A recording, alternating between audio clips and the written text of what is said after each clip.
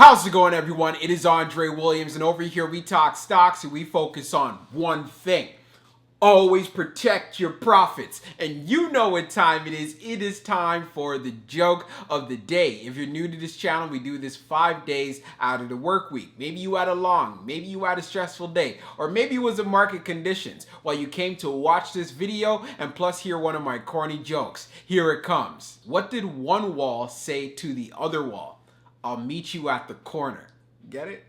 Anyways, what we're going to be talking about today is OCGN. And of course, we ended up having a pullback inside the market, so I want to give you guys an update so you're aware of what is going on. But before we get started, of course, we got to go over the agenda. If you're new to this channel, I just want to let you know we have timestamps down below inside the description. But if you are a shareholder or you're thinking about taking a position, I highly suggest you watch this full entire video. So the first thing we're going to be going over is the technical analysis. Taking a look at the overall price action. We want to know support. We want to know resistance and why, as far as for OCGN is concerned, I feel like it had a solid day. And then secondly, we're going to be going on Fintel, taking a look at the short interest information. We want to get the most up to date. We also know there's going to be some new short interest coming out later on in the evening. You guys can let me know inside the comment section. And then we're going to be taking a look at the order flow distribution. We want to know what were institutions doing today in regards to large-scale orders. And then when all of that is done, we'll be jumping into the final thoughts. So let's get to it. So we're going to be doing a technical analysis for OCGN. Let's see how it performed on the day.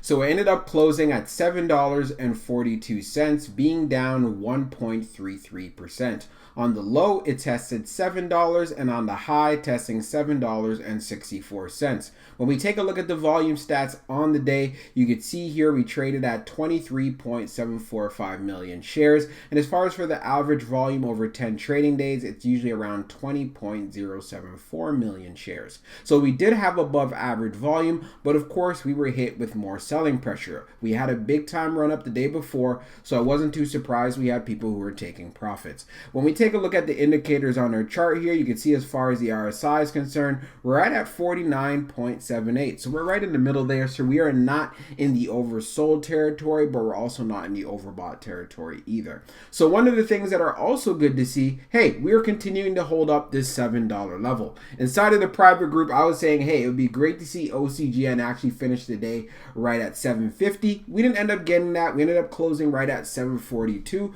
But I'm like, you know what? That is fine. One of the things that we also want to pay attention to point out, as far as our indicators, we are below the 100-day. And as far as the 21-day EMA is concerned, and the reasons why I'm still bullish, we are above it. So this is why we can look forward, and I want to see it sometime this week, seeing this move going into the $8 range. But one thing to also be aware of, if we do decide to pull back even further, of course, we want to see it hold up right here around 670. You talked about 650 and as well as $6. And you guys know already, especially when it comes to those low sixes, if it does decide to pull back in that area, that's when I tend to like to pick up some shares as well. So as far as for the market conditions were for today, yes, OCGN ended up pulling back, but do keep in mind there were a lot of stocks, especially vaccine plays, that ran up yesterday. So taking everything into consideration, I feel for the most part as a shareholder, let's just see OCGN hold up this $7 area, especially in the mid sevens. And if it can continue to hold this area up, then we could look forward to seeing another retest going to $8. But for now, as far as areas of resistance are concerned, we definitely need to get past this $7.66 level in order for us to make this move to $8. So just keep your eyes on it. So we're going to take a look at the short interest information for OCGN. So you can see the short volume ratio is at 36.04%. As we scroll down on the page, updated 4 minutes ago, short shares availability is at 850,000. And as far as for the short ball free rate, it is at 9.34%, updated 4 minutes ago as well. When we take a look at the most recent short interest information, you can see it's actually taking the close from July the 19th, which was yesterday, being at 32.57. So of course, course, OCGN continues to have short squeeze potential, but another thing we need to understand is contributes to even more volatility, and it's part of the reasons why volume is so important. If you don't get the volume that we're supposed to be getting, especially if it's buying pressure, then we can look forward to seeing more downward pressure on the overall stock. Now let's take a look at the order flow distribution for OCGN. So we could see here on the inflow we had 39, and on the outflow we had 44. We had 0 on the large, 28 on the medium, and 11 on the small for inflows. For outflow we had 1 on the large, 29 on the medium, and 14 on the small. When we take a look at the large scale orders in the last 5 days, you could see here as far as July the 19th and as well as the 20th, these were outflow days, big time. So what we got to take from this data, yes, there was a lot of profit taking that went down today. And that's no surprise because we did have a strong run up the day before and this was to be expected. But one of the things that I feel that we really need to realize is OCGN was still able to hold up the $7 range. But I won't go any further. Let's jump into the final thoughts. So for my final thoughts for OCGN, when we went on Fintel, we saw as far as for the short interest information is concerned, it continues to have short squeeze potential. But one of the things we do need to realize of the fact there's going to be many who are inside of this play that are going to be doing profit taking. And that's exactly what we ended up seeing today.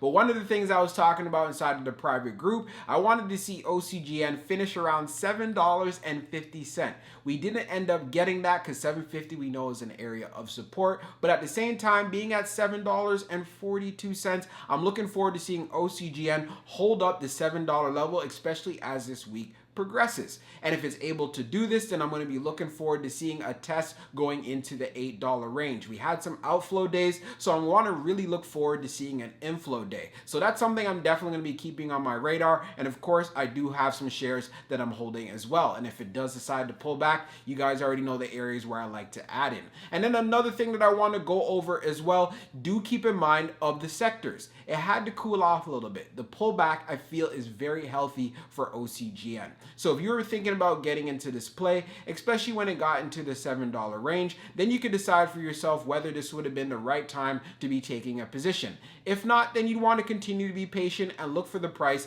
that is right for you. And we already know in regards to Catalyst and how things are going in regards to covaxin and also being recognized by the White House, which we spoke about in the video previously before this one, I feel there's a lot of things to look forward to, especially with the Delta variant being a big time concern at the moment. So if you are a holder just like myself, hey, things are continuing to look good on my end. I still have high conviction and I want to see covaxin dominate on the global stage. Hope you enjoyed this video and we'll be talking real soon.